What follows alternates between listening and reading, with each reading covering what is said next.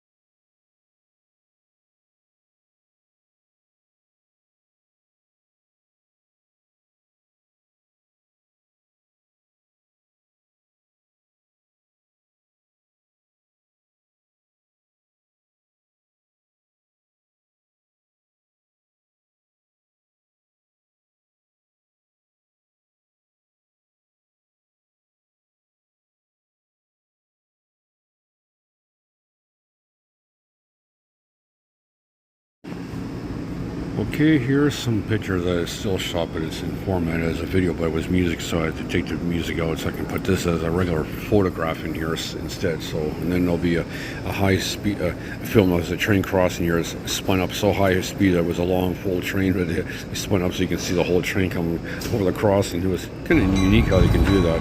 Here's an engine that was coming to life, but coming out.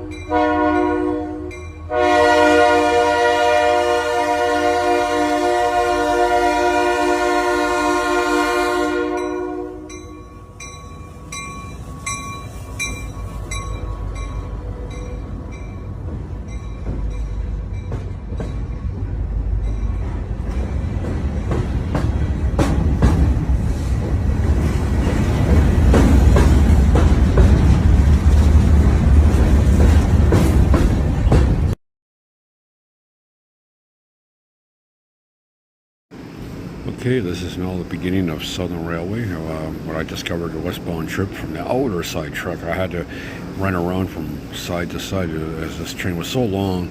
I had to span from right the section where the engines were after they cut off from, I guess, from overnight or early this morning, and then goes from end to end basically. So from this way down to the southbound to the way to the other side of the northbound section. So that's just how many cars. It was like 60 or 70 plus cars on that train, at least, if that, give or take. So anyways, so I did see all the 3, 5, 3, 4, and 3, 2 were on the run or something like that. At least I saw all 3 SD, 2 SD30 and 1 SD35.